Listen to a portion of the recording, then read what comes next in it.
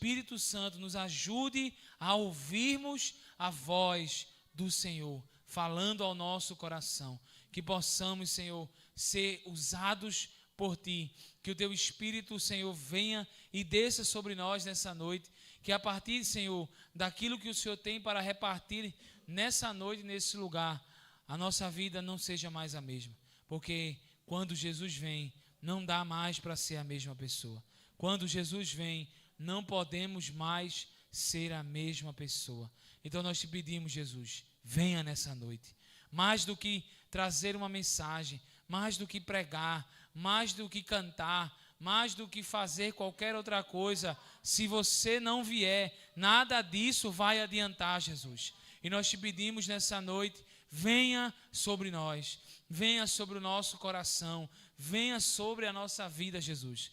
Nós te pedimos, humilha-nos debaixo da potente mão de Deus, para que no tempo oportuno o Senhor venha sobre nós. Nós te pedimos, Senhor, quebra o nosso orgulho. Perdoa, Senhor, quando muitas vezes nos exaltamos nos pensamentos, no nosso coração e nos nossos desejos. E que possamos, Senhor, sermos imitadores de Cristo. E assim aprendermos contigo, pois tu és manso e humilde, Senhor. Humildade que se parece com Jesus. Não a humildade humana, mas a humildade de Cristo. A humildade de Cristo é a humildade divina, a humildade santa. É a humildade que mesmo estando no homem, mas que está em Deus. Nós queremos ouvir a tua voz. Então fala conosco, Senhor. Não deixa que eu pregue aquilo que o Senhor não quer. Não deixe que eu fale aquilo que o Senhor não quer. Que o Senhor fale claramente, Senhor, aos nossos corações e aos nossos ouvidos, hoje e sempre, para a tua glória, em nome de Jesus. Amém e amém. Glória a Deus. Abra sua Bíblia, irmãos, em Atos capítulo 9.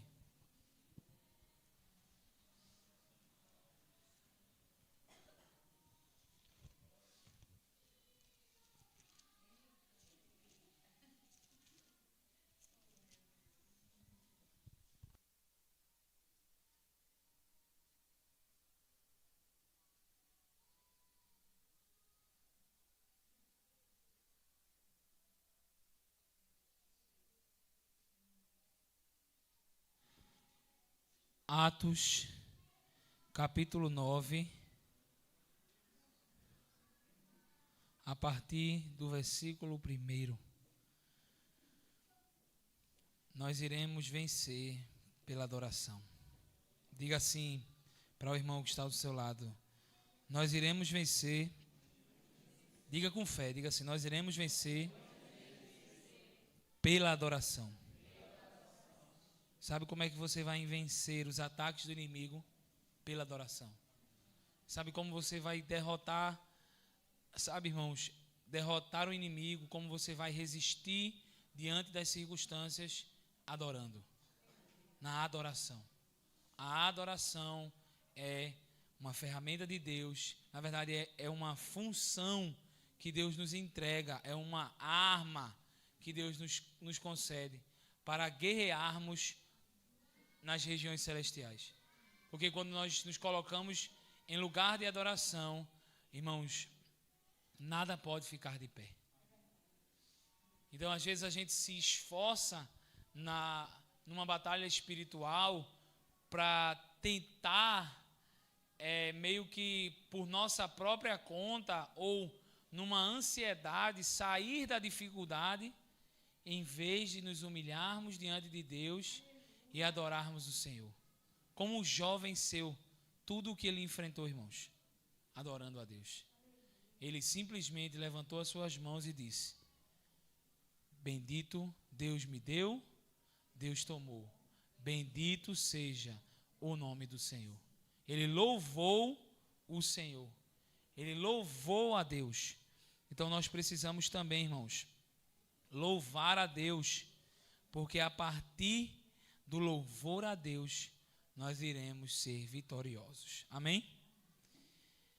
Nesse mês o pastor falou que nós iremos falar, todos que vão estar aqui ministrando esse mês, vão falar sobre um tema que é muito importante e que nós precisamos, de fato, ter isso no nosso coração, pois isso dentro de nós, de fato, arraigado em nós, muda a nossa vida. E o tema é quando Jesus vem. Diga assim comigo, quando Jesus vem. Diga para a pessoa que está do seu lado assim, quando Jesus vem. Quando Jesus vem. Mas não é uma pergunta, né? É uma afirmação. Quando Jesus vem. Quando Jesus vem. Quando Jesus vem, tudo muda. Amém, irmãos? Amém. Quando Jesus vem, a situação muda. Quando Jesus vem, tudo ao redor muda. Então nós precisamos, irmãos, a partir desse lugar de transformação, de mudança, de mentalidade, aprender com Deus sobre aquilo que Ele deseja fazer nas nossas vidas. Então, nós precisamos entender essa afirmação importante. Quando Jesus vem. Vamos ler? Pai, essa é a tua palavra, então fala conosco. Que ela possa nos direcionar nessa noite e sempre, em nome de Jesus, para a tua glória. Amém. A conversão de Saulo. Um cara que Jesus veio. E que, talvez diferente de alguns outros, porque cada um é um encontro pessoal. Mas esse cara aqui, ele entrou em uma rota de colisão com Deus. Irmãos, entrar em rota de colisão com Deus não é para qualquer pessoa. Mas Deus vai entrar em rotas de colisão com algumas pessoas, porque vai ser necessário para elas. Diz assim: enquanto isso, Saulo, motivado pela ânsia de matar os discípulos do Senhor, procurou o sumo sacerdote. Veja que o texto vai dizer pela ânsia de matar, ou respirando ainda ameaças. Isso. Procurou o sumo sacerdote. Pediu cartas para as sinagogas em Damasco. Diga assim comigo, Damasco. Solicitando que cooperassem com a prisão de todos os seguidores do caminho, homens e mulheres que ali encontrassem, para levá-los como prisioneiros a Jerusalém. Irmãos, nos primeiros 2 versículos desse texto, nós encontramos a missão de Saulo. A missão de Saulo, antes de encontrar Jesus, antes de Jesus vir ao encontro de Saulo, Saulo tinha uma missão. E a missão dele era perseguir os cristãos. Perseguir o povo do caminho, como eles costumavam chamar. E ele fazia isso, irmãos, com tanto zelo, que ele achava que estava agradando a Deus. E ele pensava que estava agradando a Deus fazendo isso. Versículo 3. Quando se aproximava de Damasco, de repente uma luz do céu brilhou ao seu redor. Diga assim, de repente. Diga assim comigo, de repente. Geralmente é de repente que Jesus vem, né? Geralmente é de repente que as coisas acontecem. Lembra em Atos capítulo 2 o que aconteceu? De repente, ouviu-se um som como de um vento impetuoso. Ou seja, de repente aparece. Quando os discípulos estavam reunidos, após a ressurreição de Jesus, eles estavam todos reunidos na casa, todos trancados. E de repente, quem foi que apareceu? Jesus. Dizendo assim: Pai seja convosco. Pai seja convosco. Então, irmãos, de repente, ele vai aparecer na sua vida. De repente, e algo vai acontecer. E quando ele aparecer, irmãos, você precisa estar irmãos, pronto para se render. Ele caiu no chão e ouviu uma voz lhe dizer: Saulo, Saulo, por que você me persegue? Quem és tu, Senhor? Perguntou Saulo. E a voz respondeu: Sou Jesus, a quem você persegue. Agora levante-se e entre na cidade, onde lhe dirão o que fazer. Irmãos, Jesus não precisou dizer muito, não. Ele não precisou convencer Saulo a entrar na cidade, não. Teve um cara que Deus precisou, teve uma conversa longa com ele, o tal de Moisés. No começo, foi tenso. Deus teve que ter uma conversa com Moisés. Moisés, vai lá, vou te enviar, liberta o povo. Eu sou gago, eu sou isso, Irmãos, Deus, ele é tão misericordioso, tão paciente, que Deus esperou Moisés dizer todo tipo de desculpa. Deus esperou Moisés dizer todo o argumento que Moisés queria dizer. E eu acho que no final, parafraseando, Deus deve ter dito assim: acabou, Moisés? E aí, tem mais alguma coisa? Mais algum empecilho? Irmãos, Deus quer usar você, irmão. Deus quer usar você. Só que às vezes a gente está como Moisés. Não agir como Moisés. Naquela, sabe, irmão, naquela insegurança, naquele medo. E não é, aqui eu não estou dizendo que Moisés era, dizer que ele era medroso não desmerece Moisés. Não, a gente também é medroso. A gente também é inseguro, a gente também não entende o potencial que nós temos e que Deus nos entregou. A gente não entende isso. Sabe, irmãos, se você entendesse o título Filho de Deus, como a gente estava conversando hoje, se a gente entendesse, porque se eu for explicar aqui o que eu expliquei para os meus irmãos hoje, é capaz de sua mente entrar no nó.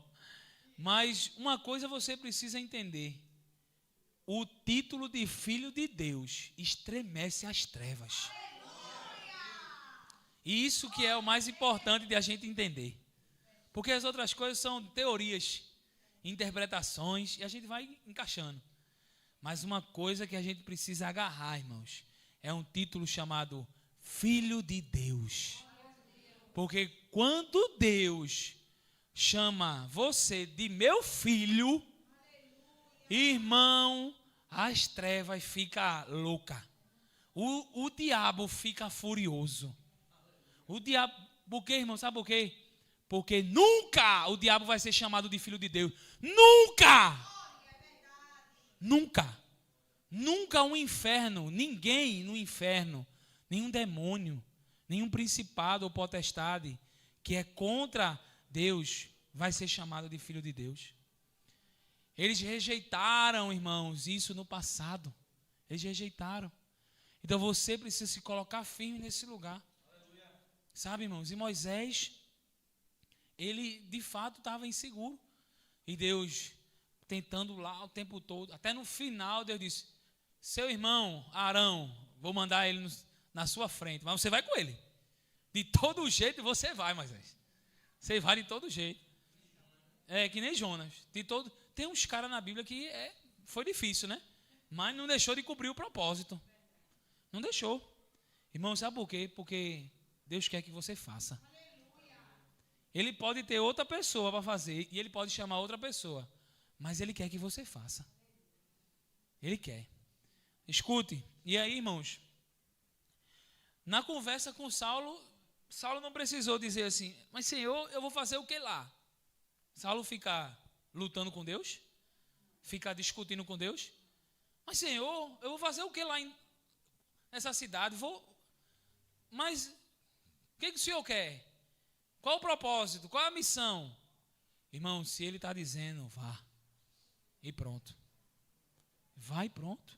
Eu sei que é difícil, porque também, para mim, muitas vezes é difícil. logo de imediato. Mas se é Ele, Ele não vai deixar você, Ele não vai deixar você quieto. Ele vai incomodar você o tempo todo.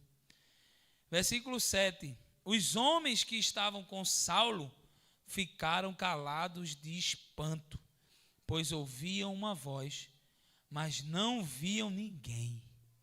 Saulo levantou-se do chão, mas ao abrir os olhos estava cego. Então o conduziram pela mão até Damasco. Lá ele permaneceu cego por 3 dias e não comeu e nem bebeu coisa alguma. Irmãos, rapidinho, até aqui por enquanto, mas a gente vai continuar, vai ler o texto todo. No caso, até o versículo 18. Peraí, deixa eu ver aqui. Até o versículo 19. Não, perdão, a gente vai ler até o 31 ainda.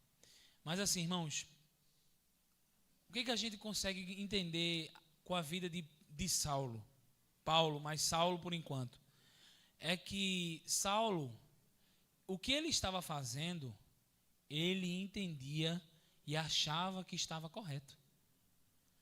A religião impôs nele um extremo zelo ao ponto de achar as pessoas que são inimigas dele serem merecedoras de prisão e morte. De prisão e morte. Irmãos, a gente olha para isso e acha um absurdo. Mas às vezes a gente está agindo na nossa vida como Saulo. Como assim? Como assim, Tiago? Às vezes a gente está fazendo uma coisa que não foi Deus que pediu. Às vezes a gente está fazendo uma coisa e está falando coisas que não foi Deus que mandou. Mas a gente está no zelo. E a gente está naquela empolgação. E às vezes a gente está fazendo coisa que Deus não mandou a gente fazer. E aí, irmãos, Deus vai entrar em rota de colisão para poder parar a gente. Porque Ele ama a gente. Ele ama Saulo. Ele amou Saulo, ama Saulo tão grande que ele disse: meu irmão, eu preciso entrar na rota dele para alinhar ele, porque Deus sabia que esse zelo todo que Saulo tinha no evangelho, irmão, ia ser uma coisa assim, sobrenatural. E não é por nada que nós temos 13 cartas do Novo Testamento escritas pelo apóstolo Paulo. Lógico, o Espírito Santo usando o apóstolo Paulo. E quando a gente vai ver a história de Paulo, a gente nem lembra de Saulo. Porque quando Jesus vem na sua vida, vai lembrar quando você se torna nova criatura e não a velha criatura. As pessoas precisam lembrar de nós como uma nova criatura e não como uma velha criatura. Como uma nova criatura. Sabe, irmão, se as pessoas falam com a gente e ficam sempre lembrando do nosso passado, então, irmãos, algo em você ainda não mudou. Ou algo em nós, em mim, talvez ainda não mudou. A gente precisa entender. E, irmãos, Saulo parecia que estava fazendo certo. Estava indo à sinagoga, estava orando, jejuando, era fariseu, zeloso. Sabe, irmãos, um crente, vamos trazer um Saulo para o século 21. Um crente fervoroso, um crente aparentemente fervoroso, que ia na igreja, dava o dízimo, jejuava, aparentemente parecia que estava tudo ok com a vida dele, mas as atitudes que ele tinha não estavam demonstrando que de fato ele era um servo de Deus. Ele era um servo de Deus. Irmãos, a gente precisa ter um coração ensinável, um coração pronto para obedecer. Sabe, irmãos, existe uma responsabilidade por anunciar o nome Jesus. Um peso no nome Jesus. E esse peso desse nome, e esse nome, só o mencionar esse nome, já deveria fazer as nossas lágrimas caírem e rolarem. Porque há um peso muito grande nesse nome. Se a gente pudesse ver o mundo invisível, o reino invisível, e a gente pudesse enxergar, se Deus pegasse a gente, porque Ele pode, se Deus quisesse pegar a gente e levar a gente para aquela cena de Jesus na cruz, dizendo, está consumado, e o inferno achando que tinha vencido, na verdade tinha sido derrotado. Irmãos, escute, o diabo não sabia que a morte de Jesus na cruz o venceria. Sabe por quê? Porque ele, irmãos, não sabe dos planos de Deus. Não sabe. Por quê, Tiago? Veja, o tempo todo, Satanás estava fazendo de tudo para Jesus não ir para a cruz.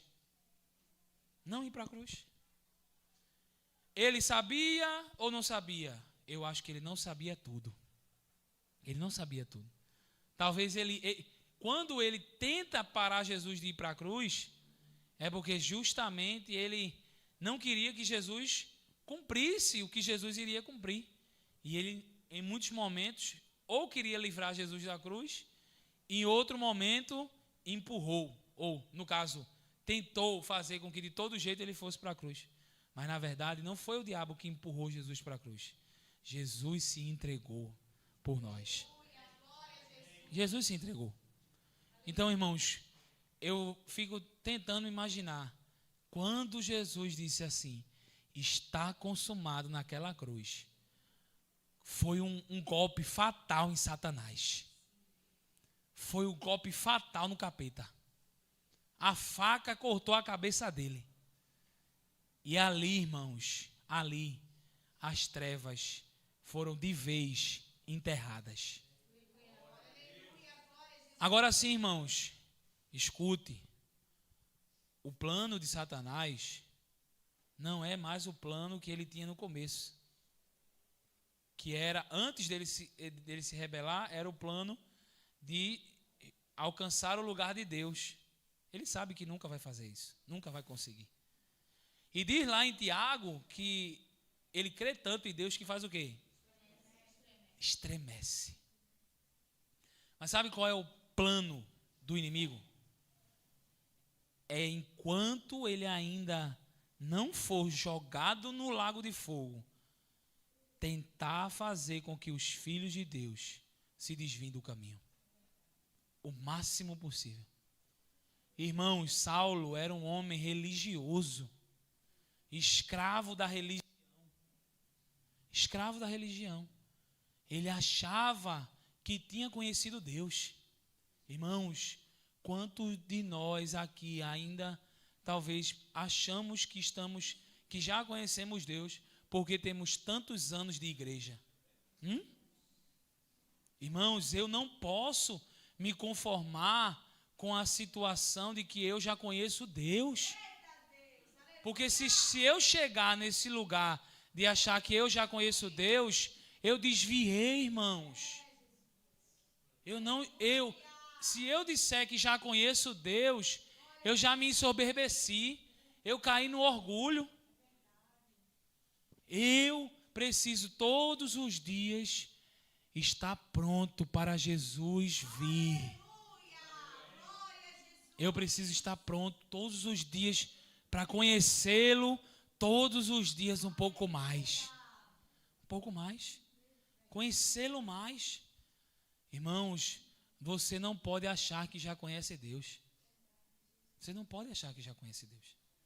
Eu não posso achar que já conheço Deus. Sabe, irmãos, Saulo achava que conhecia Deus. Achava que Deus já veio na minha vida. Sim, Deus já veio na tua vida. Mas e a prática de vida? E os frutos? Cadê? Na semana, foi essa semana que passou ou foi semana passada, um dia desse, eu ouvi um pastor dizendo assim: cair no espírito. Muitas pessoas caem no espírito, né? Caem no espírito. Mas e levantar no espírito? Não é errado não cair no espírito. Caia no espírito, mas levante no espírito. Caia no poder, mas levante no poder. Ou seja, a sua vida precisa dar aquilo que Deus colocou dentro de você. Sabe, irmãos, nós precisamos, o Brasil, o mundo, aguarda a manifestação dos filhos de Deus. Irmãos, isso é tremendo. Manifestação dos filhos de Deus. Hoje, antes de sair de casa, eu estava ouvindo um rabino messiânico, né? Rabino messiânico, ele dizendo assim, porque tem o chamado Yom Kippur, que é a festa, que é o dia do perdão, o dia da expiação. E nesse dia, o judeu, ele jejua 24 horas. E é 24 horas, assim, de jejum total. Nem banho toma. Escova o dente. Eita, misericórdia, né? Esse friozinho é que... Ainda bem que não é no frio, você acha que é no calor, porque é lá para setembro ainda. É lá para setembro. Então, assim, mas é um dia, irmãos, que é um jejum total. Jejum total. Porque é o dia do perdão. Irmãos, ele disse assim, se a igreja se reunisse, de fato, e jejuasse 24 horas, um dia que fosse, fizesse um jejum de 24 horas, irmão, a gente ia ver um sobrenatural acontecer. Irmão, se a igreja brasileira se juntasse, todo mundo em uma só visão, em um coração, tirar um dia, não, a gente vai, porque já vi várias convocações de jejum pelo Brasil, mas jejum de quê? De 1 hora, jejum de 3 horas. Jejum, irmãos, é sacrifício, é renúncia. E eu fico pensando, se a igreja brasileira jejua um dia inteiro, no mesmo propósito, na mesma humilhação, de como é o dia do perdão. O dia do perdão, vamos todo mundo pedir perdão pelo Brasil, se arrepender por essa nação. Irmão, eu duvido que a cadeira de Nabucodonosor não estremeça. Duvido. Duvido, irmão, duvido que Deus não estremeça aquele palácio. Duvida. Mas nós estamos na defensiva. Irmãos, Paulo vai dizer, nossas armas não são carnais, mas são espirituais. Espirituais. Então a gente precisa, irmãos, se colocar num lugar que a gente precisa reconhecer que ainda não conhece Deus, porque você vai viver toda uma vida e não vai ser suficiente para conhecer a Deus.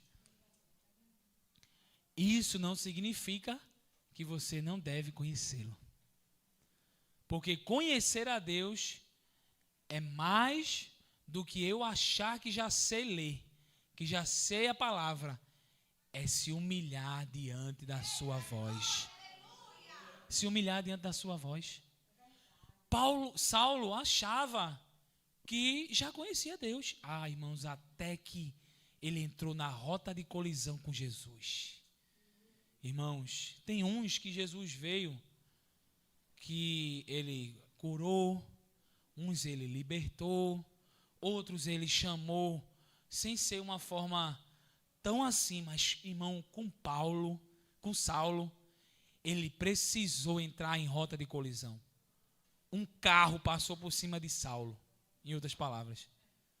Deus precisou passar um trator, ou como diz um pastor americano, ele usa um termo que se chama, que é até um título de um livro chamado A Patrola de Deus. Patrola. A patrola. Não é patrola não, viu? É a patrola de Deus. O que é uma patrola, irmão? O que é uma patrola? Uma patrola é aquele veículo de terraplanagem. O que faz terraplanagem? Pronto, aquilo ali é uma patrola. E às vezes acontece uma coisa na nossa vida e a gente está dizendo assim, foi o diabo. O inimigo está furioso com o meu casamento. O inimigo está furioso com a minha vida. O inimigo, porque eu jejum, porque eu faço isso, eu faço aquilo, então o inimigo está furioso. Irmãos, é Deus passando o carro em cima da gente. Sabe para quê, irmão? Para humilhar a gente. Para levar a gente ao lugar de dependência de Deus. E mostrar para a gente que a gente ainda não conhece Deus. Que a gente ainda não o conhece de fato. E que a gente precisa, irmãos, todos os dias reconhecer: eu quero conhecer Jesus. Isso não é uma frase de uma música. Isso não pode ficar preso numa canção que eu canto no culto, ou em casa, ou em qualquer lugar. Isso tem que entrar dentro de mim. Foi o que Paulo disse. Eu quero conhecer a Cristo. E o poder da sua ressurreição. E ele vai dizer lá: eu quero conhecer a Cristo. Irmãos, depois, Filipenses capítulo 3. Se eu não me engano, capítulo 3. Paulo vai dizer, olha, se vocês... Paulo vai dizer o que ele era antes. Vamos ler, né? Vamos ler. Abre lá, Filipenses 3. É bom que o Espírito Santo lembra na hora. Filipenses capítulo 3, a partir do versículo 5.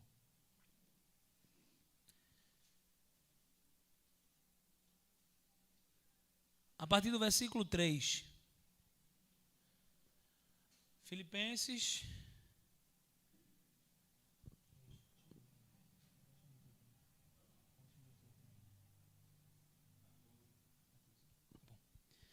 Filipenses capítulo 3, a partir do verso 3. Diz assim: pois nós que adoramos por meio do Espírito de Deus, somos os verdadeiros circuncidados. Alegramo-nos no que Cristo fez por nós. Não colocamos nenhuma confiança nos esforços humanos. Nenhuma confiança. Ainda que se outros pensam ter motivos para confiar nos próprios esforços, eu teria ainda mais. Aí Paulo vai dizer: fui circuncidado com 8 dias de vida. Ou seja, depois que eu nasci, eu achava que ser circuncidado no 8º dia era o máximo. Sou israelita de nascimento, da tribo de Benjamim, um verdadeiro hebreu. Era membro dos fariseus, extremamente obediente à lei judaica, extremamente. Não é pouquinho, não é obediente só, não, extremamente. Era tão zeloso que perseguia a igreja de Deus. Veja, ele falando isso. Era tão zeloso que perseguia a igreja de Deus. Que perseguia a igreja. E quanto à justiça, cumpria a lei com todo rigor. Ou seja, era um crente rochedo. Era aquele crente rochedo. Estava lá o tempo todo. Não queria saber. Tá? Ele era religioso, na verdade. Ele achava que era crente e era religioso. Ele era religioso. E aí no versículo 7, pensava que essas coisas eram valiosas, mas agora as consideram insignificantes por causa de Cristo.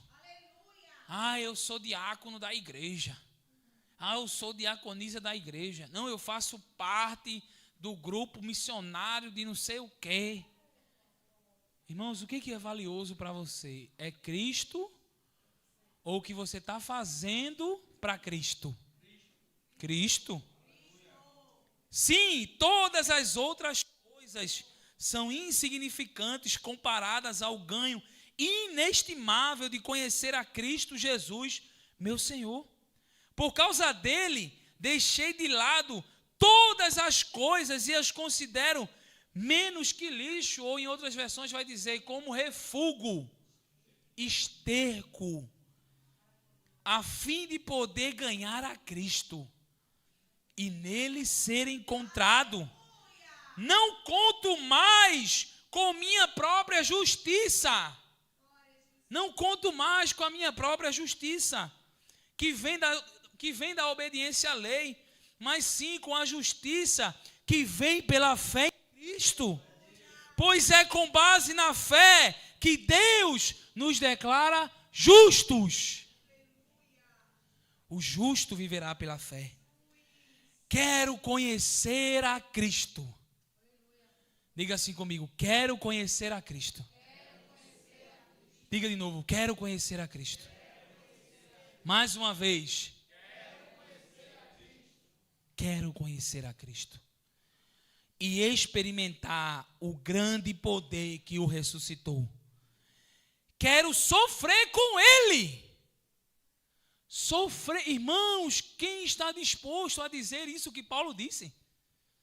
Quero sofrer com Ele. Eu vou padecer, mas é com Ele. Eu vou chorar, mas é com Ele. Eu vou perder, mas eu perco com Ele. Vai doer, mas vai doer por causa dEle. Eu vou sofrer, mas eu vou sofrer com Ele. Eu preciso entender isso, irmãos. Nós precisamos. Porque senão, nós vamos achar que tudo o que acontece com a gente é por causa é simplesmente o inimigo que está agindo. Irmãos, o inimigo tem seu lugar de influência. Tem sim. A gente não pode tirar isso dele, porque infelizmente ele ainda tem uma influência. Mas, irmãos, isso está com dias contados. Isso está com dias contados.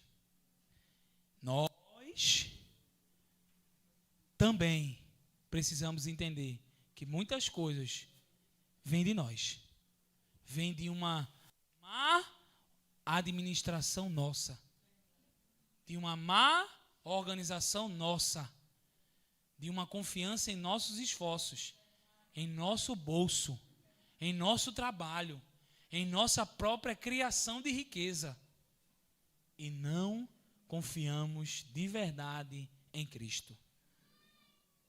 Quero sofrer com Ele, participando de sua morte, para de alguma forma alcançar a ressurreição dos mortos. Volte para o texto de Atos.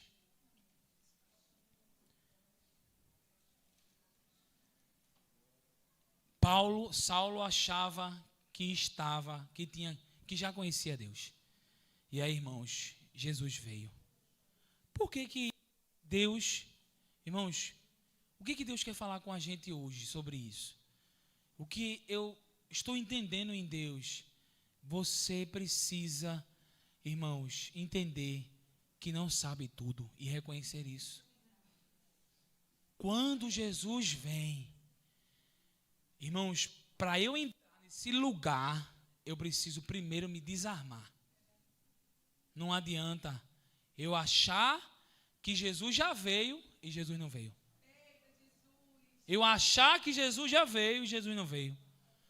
Porque quando eu fico assim, esse pastor está dizendo quando Jesus vem, Jesus já veio na minha vida.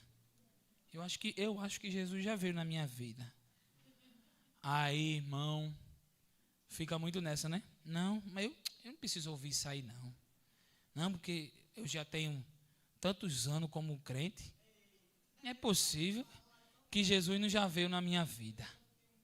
Irmão, será? Eu desconfio se ele já veio na minha.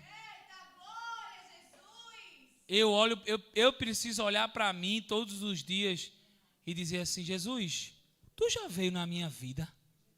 O Senhor já veio na minha vida. Porque, irmão, quando ele vier, irmão, você vai saber que ele veio. Você vai saber que ele veio. E aí a gente não vai precisar mendigar amor. Não vai mais precisar mendigar carência. A gente não vai mais ser uma, sabe, irmãos, se fazer de vítima, se fazer de que ninguém olha para mim, que ninguém me vê. Quando Jesus vier de verdade, irmãos, Ele vai preencher esse lugar. Eu não estou aqui dizendo que muitos, porque tem pessoas que se sentem assim. Se sentem assim. E eu amo os meus irmãos que se sentem assim, porque eles ainda não encontraram esse lugar. Eu preciso ajudar eles a chegar nesse lugar. A gente precisa aprender um com o outro. Isso. Nós precisamos aprender um com o outro. Porque, sabe, irmãos, o que vai fazer a diferença é o amor. É o que vai fazer a diferença. Sabe, às vezes é difícil amar o meu irmão, porque eu fico assim, meu irmão, não é possível, tantos anos, fulano, tantos anos de crente, e ainda age como um menino. Não, Jesus, tem alguma coisa errada. Não, Jesus. Aí começa. Né. Irmão, quem conhece João 3,16 aqui? Levanta a mão. Amém. Todo mundo, né? A maioria. Agora, quem conhece 1 João 3,16? 1 João 3,16. Todo mundo, ou pelo menos a maioria aqui, conhece João 3,16, sim ou não? Sim. Porque Deus amou o mundo de tal maneira. Você conhece? Agora, e 1 João 3,16? Coloca aí para mim na tela. 1 João 3,16. João 3,16 trouxe para nós a declaração de salvação mais importante da vida. Eu fui salvo, você foi salvo, amém, irmão? Amém. Jesus morreu por nós e deu sua vida. Mas em 1 João 3,16 diz assim: nisto conhecemos o que é o amor. Jesus Cristo deu a sua vida por nós e devemos dar a nossa vida por nossos irmãos. E aí, irmão? E aí? Deus deu o seu filho e o seu filho deu a sua vida por nós. E agora, estamos dando a nossa vida pelo nosso irmão? Irmãos, é o meu desafio todo dia. Meu desafio. Porque é aqui, irmãos, que eu olho e vejo assim: Jesus, eu ainda acho que o Senhor precisa vir na minha vida. Eu ainda acho que o Senhor precisa vir na minha vida.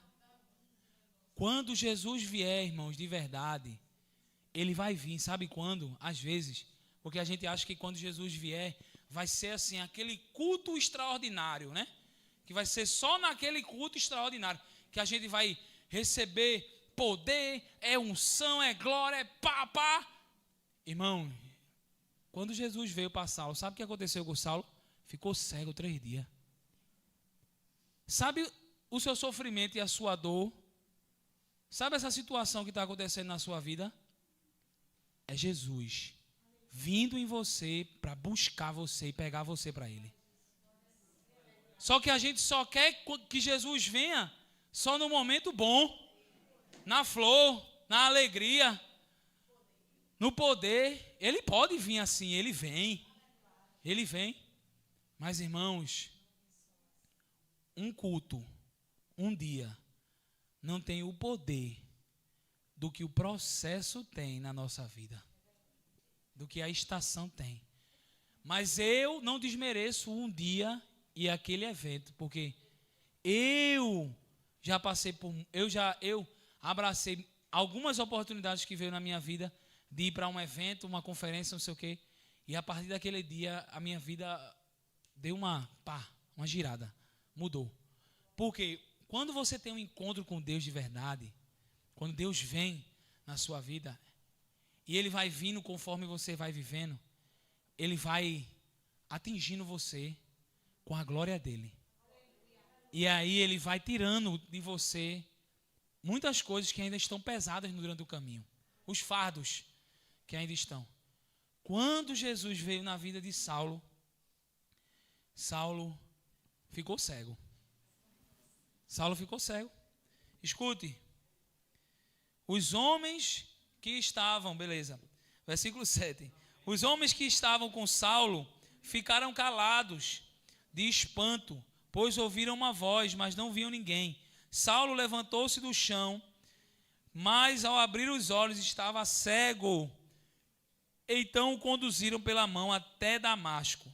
Lá ele permaneceu cego por 3 dias e não comeu nem bebeu coisa alguma. Irmão, às vezes a gente não quer fazer jejum e Deus vai vir e vai forçar a gente a fazer jejum. Não tenho tempo para jejuar. Não tenho tempo para orar. Não tenho tempo para jejuar. Não tenho tempo para orar. Minha vida é muito corrida. Aí vem a patrola de Deus. Aí vem o carro de Deus. Pá! Aí você para tudo. Aí você, ai meu Deus, agora eu vou jejuar. Ai meu Deus, agora eu vou orar. Ô benção, por que tu não fez isso antes?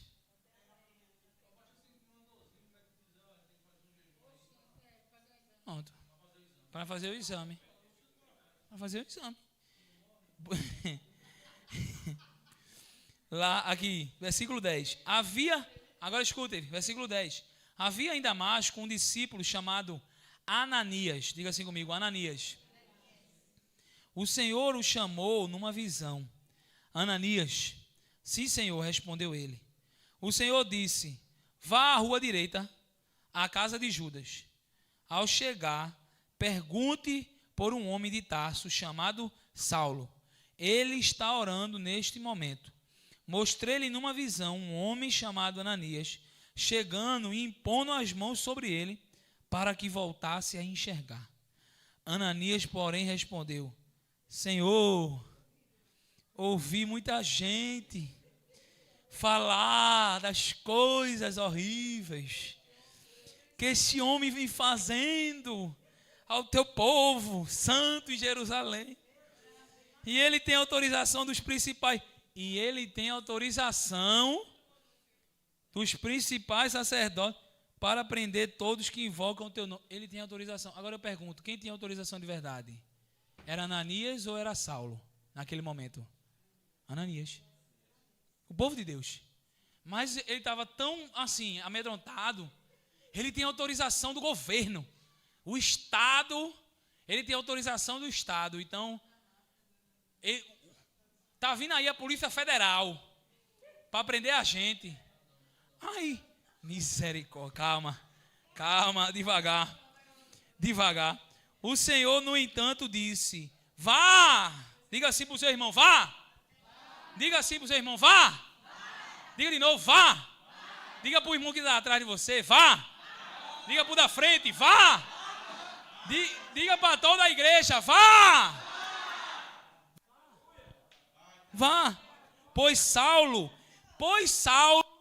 é o instrumento que escolhi para levar a minha mensagem aos gentios e aos reis, bem como ao povo de Israel. E eu mostrarei a ele quanto deve sofrer por meu nome. Irmão, pensou naquela pessoa, naquele inimigo que você tem. Pensou nele agora aí? Naquela pessoa que você tem uma desavença, que você não gosta. Que às vezes a gente não tem inimigo, como o pastor disse, a gente não tem inimigo. Mas, irmão, eu considero um inimigo do evangelho meu inimigo. Que eu tenho que amar. Certo ou não? Sim ou não? Que eu tenho que orar e amar. Irmão, pensa. Se esses caras que se acham supremo, pensa nesses caras. Esses caras fazendo o que estão fazendo. Imagina se esses caras se tornam um instrumento na mão de Deus. Meu irmão. Irmão, tem gente que eu olho assim e eu digo assim, meu irmão, eu fico imaginando esse cara no evangelho. Esse cara como crente. Ananias foi e encontrou Saulo. Ao impor as mãos sobre ele, disse, irmão Saulo, o Senhor Jesus, que lhe apareceu no caminho para cá, me enviou. Ananias devia estar assim, né? Brincadeira. Para que você volte a enxergar e fique cheio do Espírito Santo. No mesmo instante, algo semelhante a escamas, caiu dos olhos de Saulo. E sua visão foi restaurada. Então ele se levantou, foi batizado e depois de comer, recuperou as forças. Vamos ficar até aqui, mas calma. Eu vou encerrar, a gente vai orar para encerrar. Mas veja, eu tenho um tempo ali ainda. É glória. É glória. É, calma. Não, oxe. Pode não, já está passando o horário. Saulo, olha, irmãos. Antes, porque a gente está lendo o versículo 9, mas o versículo 10 é o versículo que... é o capítulo que você já leu, Cornélio e Pedro, e cai aquele lençol. Mas eu fiquei pensando assim, acho que aqui caiu um lençol em Ananias. Porque Ananias, apesar que Paulo era judeu, irmão dele, mas o lençol que caiu foi um lençol de trazer, glória, subiu um acréscimo ali, ó. Ei, tem poder, tem poder. É glória, eu tive menos fé isso do que tem que ter fé, é verdade. Glória, subiu um acréscimo ali. Irmãos, Paulo foi um homem que era assim, um espetáculo lá fora. Pensa, tem gente, irmãos, que lá fora no mundo, ele deu sangue no mundo, deu sangue. Ele ia para as festas, ficava até 5 horas da manhã. Ele ia para a noitada, ficava até não sei que hora. Ele voltava para casa andando, ele ia para o Marco Zero, ele ia para o Recife Antigo e voltava de madrugada andando. Voltava de madrugada andando para Campo Grande, não, para Campo Grande não. E não tinha medo de nada. Tinha zero medo. Passava por Santa Amaro, no meio ali da situação, não tinha misericórdia, era. Encontrava até o cão no meio da rua e ainda dava boa noite pro infeliz. E não tinha medo, irmão, assim. Era uma coragem. Aí se converte. Em vez de agir como Paulo. Porque, vai ler o versículo seguinte. Em casa, leia o versículo seguinte. Continue, leia até o final. Irmão, acho que imediatamente, ou foi depois de um dia, não sei como foi. Sei que Paulo já estava na sinagoga dizendo que Jesus era o Filho de Deus. Acabou-se. E assim, foi uma coisa que ficaram assim, a turma ficou, meu irmão, será que isso não é fake news não? Isso aí não é golpe não? Isso aí está com cara de golpe, de fake news. Mas não, irmão. Paulo, irmãos, quando Deus vem em contato conosco, ele começa o capítulo chamando de Saulo e termina o capítulo chamando de Paulo. Ele começa, sabe, irmãos, não que ele seja ali necessariamente chamado logo de Paulo, mas quando Jesus vem na nossa vida, irmãos, não tem nada que possa impedir o agir dele na nossa vida. Nada. Mas a gente precisa se desarmar. Sabe, irmãos, eu estou sendo o primeiro hoje a trazer essa mensagem assim, como um tema, né? Porque na verdade o pastor já falou sobre isso. Mas Deus, na verdade, está iniciando essas mensagens como a primeira coisa que você precisa fazer para Jesus vir. Reconhecer que provavelmente você ainda não o conhece. E esse, irmãos, é o ponto principal para você permitir que ele venha ao seu encontro. Você precisa se desarmar. Fique de pé no seu lugar. Eu quero orar por você. Fique de pé no seu lugar. Quando Jesus vem, o que dizer, né? E o que fazer? Irmãos, ele vai,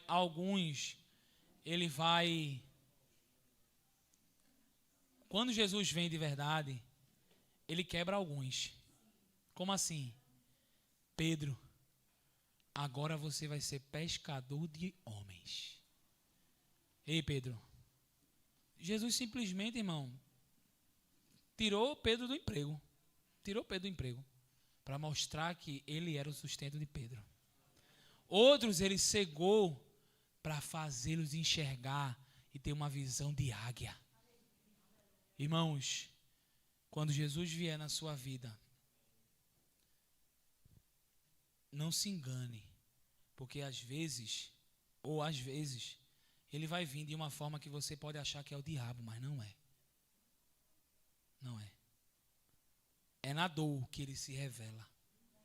É no sofrimento que ele se revela. E para algumas pessoas ele vai ter que vir desse jeito. Mas não se preocupe, ele está com você. Ele está com você, Lília. Ele está com você. Ele está com cada um de nós aqui. Porque ele permitiu que tudo isso acontecesse para que você conhecesse ele de verdade. É simples. Irmãos, você precisa conhecer Jesus. Eu preciso conhecer Jesus. E a primeira coisa é me desarmar. Senhor, entre no seu quarto hoje ainda. Não demore, entre no seu quarto hoje e diga assim: Jesus, me perdoa porque eu achava que te conhecia e não te conheço. Senhor, me perdoa porque eu pensava que te conhecia, eu achava que te conhecia e eu não te conheço, Senhor. Porque muitas vezes as minhas atitudes são de alguém que não conhece Jesus. Às vezes, Senhor, eu sou grosso, às vezes eu sou ignorante.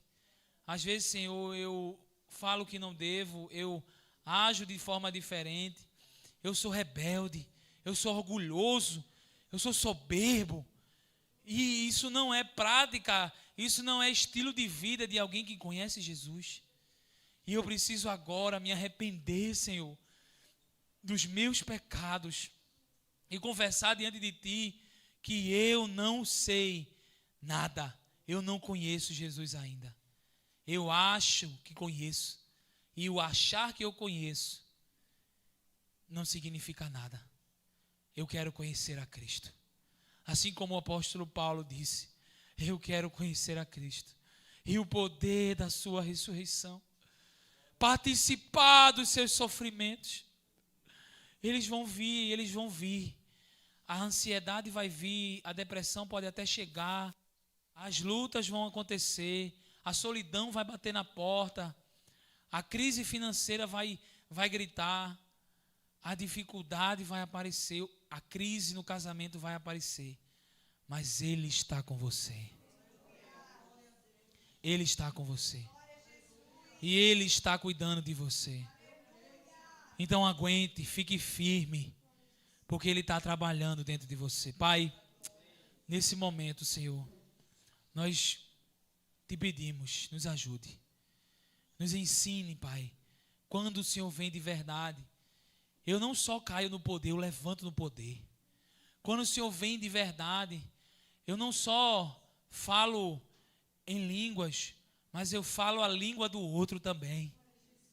Quando o Senhor vem de verdade, eu não só recebo algo e fico para mim, não, eu compartilho com os meus irmãos. Quando o Senhor vem de verdade, eu não acho que a salvação é individual, eu corro atrás de levar a salvação para aqueles que precisam. Quando o Senhor vem de verdade na minha vida, eu não fico preso a João 3,16 como uma desculpa para dizer que cada um cuide da sua vida, que cada um cuide do seu nariz. Não, eu agarro também 1 João 3,16 e dou a vida pelo meu irmão. Ah, Jesus, obrigado, porque João 3,16 é a base para 1 João 3,16. Mas eu não posso me acostumar achando que eu já estou salvo e podendo ir para o inferno. Misericórdia, Senhor. Não deixa, Pai, não nos deixa. Pai, por favor, nos interrompa no meio do caminho. Se o Senhor vê que nós estamos longe de Ti, por favor, Senhor, assim como o Senhor agiu com Saulo, passe por nós e não nos deixe desviar, não nos deixe sair da Tua presença. Não nos deixe, Senhor. Espírito Santo, me perdoa. Perdoa os meus excessos. Perdoa aquilo que eu falei e aquilo que eu deixei de falar. Perdoa as pessoas que eu deixei de orar. Espírito Santo, me ajude, porque só você pode me levar a conhecer Jesus. Eu quero conhecer a Cristo. Jesus está vindo na minha vida e está vindo de verdade nessa igreja. E eu creio, Jesus, e te agradeço por tudo, em nome do teu Filho Jesus. Amém e amém. Que Deus abençoe você, irmão. Deixe Jesus vir de verdade e reconheça que você precisa disso. Aleluia, glória a Deus. Paulo não deixou de ser zeloso, viu, irmãos? Paulo não deixou de ser zeloso. Não deixou